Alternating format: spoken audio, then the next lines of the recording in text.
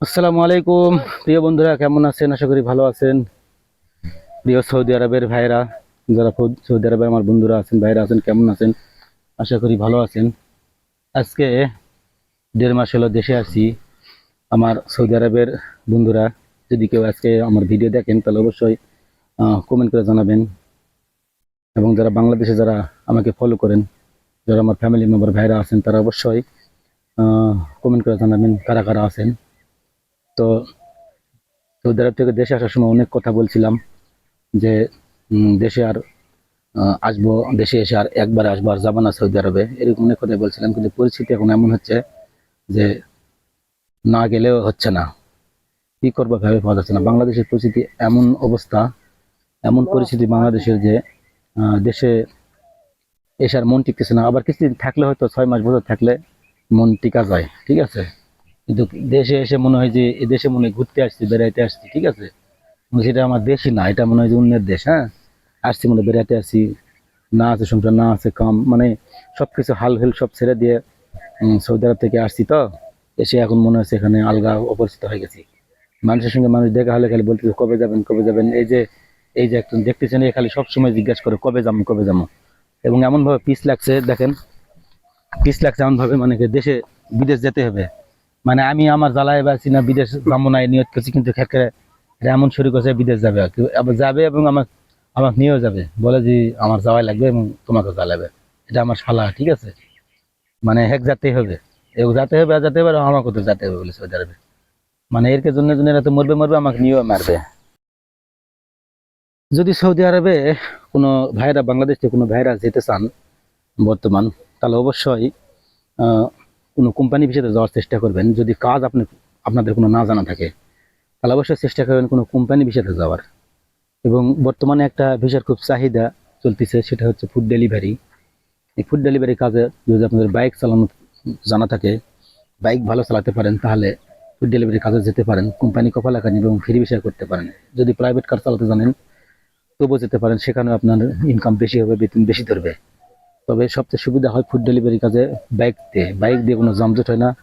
কারণ সৌদি আরবের আমার দেখা জানাশোনা রিয়াদ শহরে প্রচুর যানজট হয়। অনেক রাস্তার অভাব নাই, শত শত রাস্তা, অনেক চওড়া রাস্তা, তারপর গাড়ি, এত পরিমাণের গাড়ি যে সৌদি আরবের মানুষ 3.5 কোটি 4 কোটির মতো, কিন্তু গাড়ি মনে হচ্ছে 12 কোটি। সৌদি আরবের গাড়ি আমাদের দেশে নিয়ে আসলে গাড়ির জায়গা দেওয়া পারবে না, রাস্তাতে গাড়ির জায়গা হবে না, এত পরিমাণে গাড়ি। প্রত্যেকটা মানুষের মনে একটা বাড়িতে 5টা 7 টাকার গাড়ি, প্রত্যেকটা ফ্যামিলির একটা করে গাড়ি, প্রত্যেকটা ফ্যামিলি মেম্বারের একটা করে গাড়ি, এই অবস্থা। আর ফ্রি বিষয়ে যদি কোনো ভাইরা সৌদি আরবে যেতে চান, তাহলে অবশ্যই যার সাথে যাবেন, যদি দেখবেন যে তার হাতে কোনো কাম আছে, কনস্ট্রাকশনের বলেন আর আহ, যেটাই বলেন, যদি কাম থেকে তার হাতে যাবেন। আর সেকেন্ড কথা হচ্ছে, প্রথমে যদি আপনারা সৌদি আরবে যেতে চান, তাহলে অবশ্যই যেটা করতে হবে সেটা হচ্ছে ইকামার চুক্তি করতে হবে। অবশ্যই 1 বছর ইকামার চুক্তি করতে হবে। তবে ইকামার চুক্তি করলে টাকা একটু বেশি লাগবে। 5 লক্ষ টাকার নিচে আপনারা ইকামা চুক্তি করে যেতে পারবেন না ফ্রি ভিসায়। যদি কোম্পানিতে যান তাহলে সেটা কপাল, সেটা 3 লাখ বলেন, 3.5 লাখ, 4 লাখ, যেটা বলেন ওর ভিতরে হয়, বা 5 লাখও লাগতে পারে, যে কোম্পানি যেরকম থাকে যে জায়গায়। তো ফ্রি ভিসাতে আপনি গেলে যেটা হচ্ছে আমেল আইডি, যেটা বোঝায় যে যে ভিসাতে গেলে বিভিন্ন কোম্পানিতেও যাওয়া যায়, আবার বাইরেও কাজ করা যায়। সেখানে গেলে আপনি ইকামা সহ 1 বছর ইকামা সহ গেলে আপনার 5 লক্ষ টাকা, প্রায় 5 লক্ষ টাকার মতো লেগে যাবে। নাহলে আপনি ইকামা পাবেন না। হয়তো অনেকে 4 লক্ষ টাকা দিয়ে নিয়ে যাবে, 3.5 লক্ষ টাকা দিয়ে যাবে। কসম আল্লাহ, একবার লিখিত দিতে পারবো, সেই লোক আপনাকে ইকামা দিতে পারবে না। তার কারণ আমরা জানি যে সৌদি আরবে গেলে কত টাকা খরচা হয় এবং ইকামা করতে কত টাকা লাগে। প্রথম অবস্থায় ভিসা কিনে গেলে হয়তো আপনি ওই ইকামা সহ হিসাব করলে কম পড়ে, কিন্তু আপনি এক্সট্রা ভাবে যাওয়ার পর ইকামা করলে আরো 2 লাখ টাকা লাগে। পরের বছর থেকে ইকামা করতে প্রত্যেকবার একজন এমএলআই দিয়ে ইকামা আল্লাহকে 2 লক্ষ টাকা লাগবে বছরে। সেটা হচ্ছে ওই দেশে 6,000 রিয়াল, এর বেশিও লেগে যেতে পারে, তবে কমসে কম 2 লাখ।